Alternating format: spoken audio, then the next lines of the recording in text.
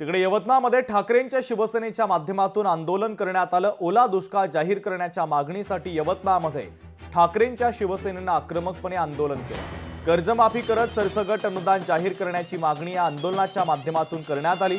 ठाकरेंच्या शिवसेनेच्या वतीनं तहसील कार्यालयामध्ये डफडे वाजवत आंदोलन करण्यात आलं। शेकडोंच्या संख्येनं शेतकरी या आंदोलनामध्ये सहभागी झाले होते।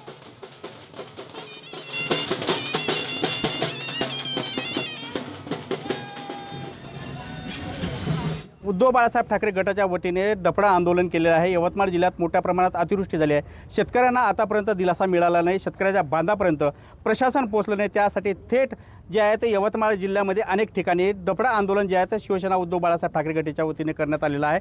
मी सध्या आहे तर तहसील या ठिकाणी मोठ्या प्रमाणात शिवसैनिक या ठिकाणी आलेले आहे। भाऊ, काय कशासाठी हा आंदोलन आणि काय तुमच्या मागण्या आहेत?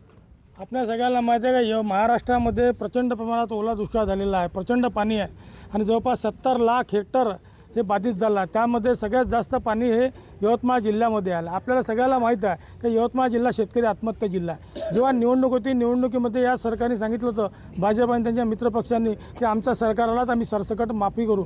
मग हीच वेळ आहे, हाच तो क्षण आहे। म्हणून शिवसेनेच्या माध्यमातून शेतकऱ्यांना एकत्र करून आम्ही तहसील कार्यालयात आलो आहे की जो शब्द तुम्ही दिला होता सरसकट कर्जमाफी आणि ओला दुष्काळ जाहीर करू, आज ही वेळ आलेली आहे। म्हणून जाहीर करा, अन्यथा आम्ही सगळे शेतकरी एकदम आक्रमक पवित्रा घेतल्याच्या स्वस्त बसणार। आम्ही या ठिकाणी डफडे वाजवून त्यांना झोपेतून जागा करण्यासाठी आलो आणि या ठिकाणी शेतकऱ्याला या यवतमाळ जिल्हा ओला दुष्काळाच्या यादीमधून वगळलेला आहे। ते ओला दुष्काळाच्या यादी समाविष्ट करण्यात यावं, या शेतकऱ्यांना संपूर्ण कर्जमाफी करण्यात यावी। या शासनाचं सगळं इम्बॅलन्स झालेलं आहे। सगळे अनप्रॉडक्टिव्ह वर्क जे आहे त्याच्यावर हे शासन खर्च करत आहे आणि जो खरा प्रॉडक्टिव्ह आहे शेतकरी, त्याच्यावर मात्र यांचं दुर्लक्ष आहे।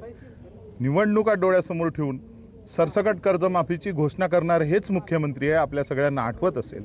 परंतु आता मात्र ते सपशेल हे विसरलेले आहे आणि आता जर शेतकऱ्यांना तुम्ही न्याय दिला नाही, तुमचे शब्द तुम्ही आठवले नाही, तर मात्र तीव्र आंदोलन केल्याशिवाय शिवसेना उद्धव बाळासाहेब ठाकरे स्वस्थ बसणार। संजय राठोड, लोकशाही मराठी, यवतमाळ। लोकशाही मराठी, ऐका, पहा, जागरूक रहा।